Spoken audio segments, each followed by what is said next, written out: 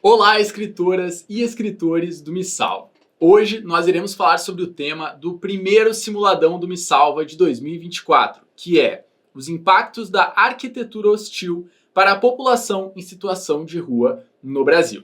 Para começar esse vídeo, eu quero que a gente faça uma leitura atenta dos textos motivadores, pegando alguns detalhes interessantes que estão dentro deles. Depois eu vou trazer também alguns repertórios e argumentos externos aos textos motivadores que podem inspirar a escrita de vocês ao longo dessa prova. Vamos lá então para o texto motivador de número 1, que é padrão clássico do Enem, né? O texto de número 1 vai explicar o conceito principal desse tema de redação aqui, que é a arquitetura hostil. Afinal, o que é isso, né? Esse termo, gente, se refere a estratégias de design urbano que utilizam elementos para restringir certos comportamentos nos espaços públicos, dificultando o acesso e a presença de pessoas, especialmente pessoas em situação de rua.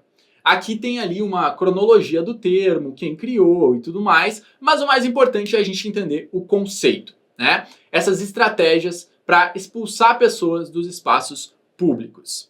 Agora, galera, dando continuidade, vamos lá para o texto 2, que também traz outro tipo de texto que é muito comum, é muito consolidado na prova do Enem, que é o texto que fala de uma lei envolvendo o problema discutido no tema de redação. Porque sim, galera, existe uma lei que proíbe a arquitetura hostil no Brasil. Essa lei foi promulgada em 2022, é a Lei 14.489, que foi batizada de Lei Padre Júlio Lancelotti, e que proíbe a chamada arquitetura hostil, que, de novo, outro conceito aqui para vocês lembrarem, que é essa arquitetura que emprega estruturas, equipamentos e materiais com o objetivo de afastar as pessoas de praças, viadutos, calçadas e jardins. O nome dessa lei, que é Padre Júlio Lancelotti, é uma referência ao religioso que desde 1986 promove trabalhos sociais na cidade de São Paulo. O Lancelotti usou uma marreta para remover pedras pontiagudas instaladas sobre um viaduto pela prefeitura da capital paulista. Então, é um padre paulista que milita em relação a essas questões, né, da arquitetura hostil e tá a favor das pessoas que precisam desses espaços e tá tentando lutar contra essa situação toda. Por isso o nome da lei é em homenagem ao padre Júlio Lancelotti.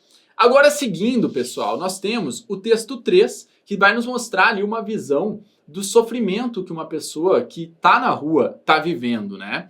Então, nós temos aqui o relato do Francisco de Oliveira Azevedo, que vive em situação de rua e que nos fala aí sobre essa situação, né? O que levou ele a esse lugar, o que aconteceu. Olha só, abre aspas para o Francisco.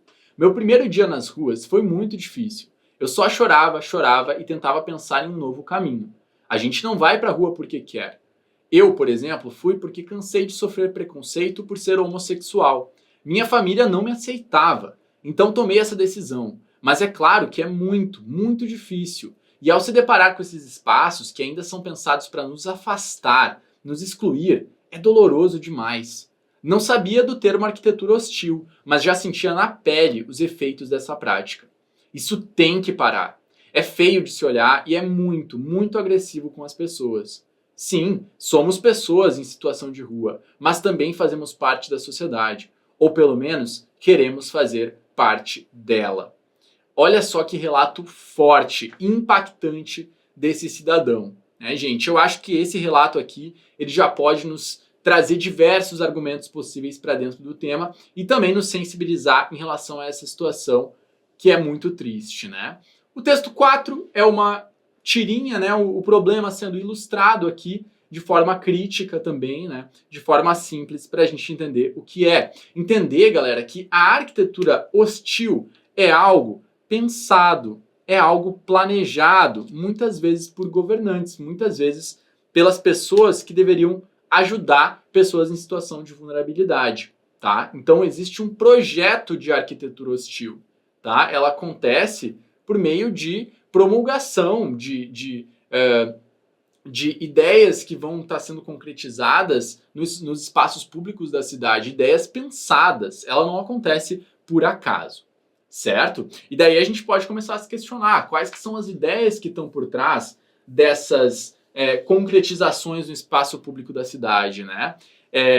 São ideias preconceituosas, são ideias relacionadas à perpetuação das desigualdades. O que é isso, né, que acontece aqui? Beleza, minha gente? Dito isso, vamos lá agora para repertórios e argumentos externos aos textos motivadores. Começando pela famosa pirâmide de Maslow, que pode ser muito bem utilizada para este tema aqui.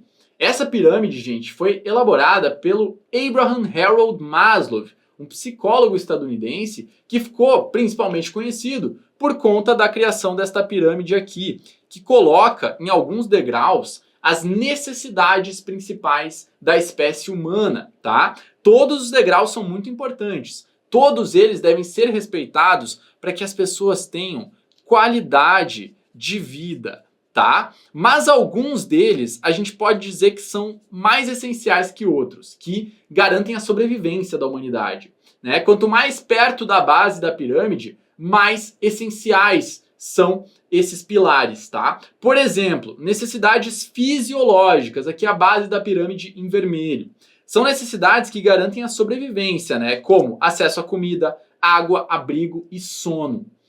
Galera, a gente tem que entender que pessoas em situação de rua podem estar com déficit de tudo isso aqui. Elas estão sem abrigo, podem estar com dificuldades para conseguir comida de qualidade, para conseguir água potável, dificuldade para dormir. Tudo isso acaba sendo afetado. E, gente, se a parte da base da pirâmide é afetada, quer dizer que todo o resto é muito afetado também. Essas pessoas podem estar com déficit de segurança também, estão passando por vários riscos na rua, tá? Tem problemas sociais também, como nós vimos ali no relato do Francisco, né? Um isolamento dessas pessoas, uma exclusão da sociedade.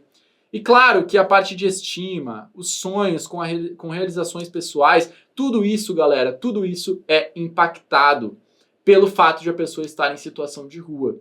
E aí, a arquitetura hostil, ela vem para impactar ainda mais em tudo isso, né? Para expulsar essa pessoa, para fazer com que essa pessoa se sinta ainda pior dentro de toda essa vulnerabilidade, né? Então, a arquitetura hostil é um grande problema que vai colocar ainda mais peso sobre a vida dessa pessoa que já está bastante complicada.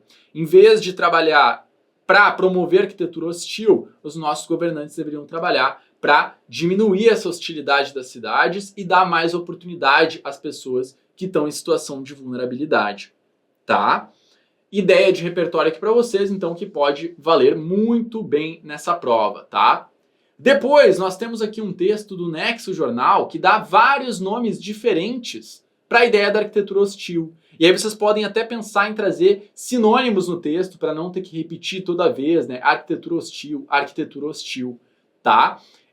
Olha só, exclusão arquitetural, vocês podem utilizar também. E ela refere-se a como a estrutura de espaços urbanos pode discriminar e segregar certos indivíduos. Exclusão arquitetural, estrutura excludente, tá? Tudo isso pode ser utilizado.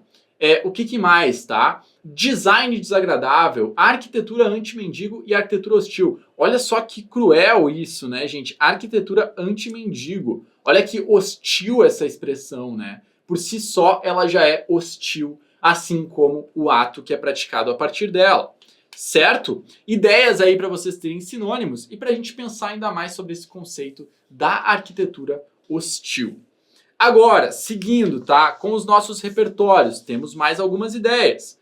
Primeiro, uma reportagem aqui do DW Brasil, que diz basicamente que famílias inteiras estão indo para a rua no Brasil. Isso pode, né, gente, ter sido impactado também pela questão da pandemia dos últimos anos. Não dá para desconsiderar isso também. Então olha só o que o Darcy Costa, que é ex-morador de rua e hoje secretário nacional do MNPR, disse. Ele diz o seguinte: a população de rua é um gráfico crescente desde sempre. Não conseguimos perceber, em nenhum momento da história, a diminuição das pessoas em situação de rua, porque elas sempre foram invisíveis para a política nacional. Tanto é que ainda nem temos uma contagem dessa população pelo IBGE. Isso está previsto agora, mas vai ser uma contagem parcial, porque vão fazer contagem de moradias precárias, de barracas. Pessoas que dormem em papelão, em marquises, não serão contabilizadas. Olha só, aqui a gente tem um argumento e um repertório muito impactante, né? A não contabilização de pessoas em situação de rua nos dados do Brasil, né? Dados que são importantes para criar políticas públicas para melhorar a vida dessas pessoas, certo? E aqui, ainda seguindo a fala do Costa, ele diz que famílias inteiras estão indo para a rua no Brasil, inclusive muitas crianças, tá? Então é uma situação muito precária, muito complicada, minha gente. Outro repertório interessante para trazer aqui para o tema é olharmos para trás, olharmos para a história do país e pensarmos na escravidão, no processo de escravização de pessoas que durou muito tempo no nosso país e que recentemente foi abolido. Mas a abolição, apesar de ter sido um marco, algo muito importante, né, algo formal importante, ela, em muitos pontos, não se deu na prática, porque não foram feitas políticas públicas realmente eficientes para ressocializar os indivíduos que estavam, até determinado momento, sendo tratados como escravizados, tá? Deveriam ter sido feitas mais políticas públicas para ajudar essas pessoas a se reestabelecerem na sociedade, tá? A se reencontrarem. No entanto, isso não foi feito de forma ideal. Então, muitas dessas pessoas deixaram de ser escravas e foram viver na rua, foram viver em situações de extrema vulnerabilidade. E isso acaba formando um ciclo, né, gente? Um ciclo de desigualdade. Afinal, como nós vimos, existem crianças indo para a rua no Brasil. Então vocês imaginam, né, o que acontece com uma criança nessa situação de vulnerabilidade, que nasce na rua, que muitas vezes começa a trabalhar desde muito cedo, muitas vezes não tem acesso à escola. O que acontece com essa pessoa, né? Caso ela chegue à idade adulta, ela vai ter muitas dificuldades para sair dessa situação, para conseguir um emprego, para conseguir acesso aos estudos, né? Acesso àquelas características que a pirâmide de Maslow prezava, né? Então vocês entendem que esse processo de escravização de indivíduos, ele é algo que tem impacto, tem reverberação até os dias de hoje, porque ainda é algo muito recente que continua prejudicando diversas pessoas. Gente, essas foram algumas das ideias, tá, relacionadas ao tema do simuladão. Tem outros dois repertórios aqui que eu vou citar rapidamente que podem ser usados, que são a Declaração Universal dos Direitos Humanos, que é a declaração que diz que todo ser humano é igual e tem direito à vida, à liberdade e à segurança pessoal. Esse direito está ali, garantido na teoria, mas na prática, será que é bem assim? Acho que não. A arquitetura hostil nos mostra o contrário, né? E tem também o repertório dos Objetivos do Milênio. Lá nos Objetivos do Milênio, estava dito que o plano era terminar com a fome, diminuir desigualdades, fornecer oportunidades para todas as pessoas de forma igual. E a gente sabe que esses objetivos também não estão sendo concretizados na prática. Ainda tem muita coisa para a gente fazer para melhorar e para realmente conquistar esses objetivos. Certo, minha gente? Espero ter inspirado a escrita de vocês no texto dessa semana. Um grande abraço e até mais!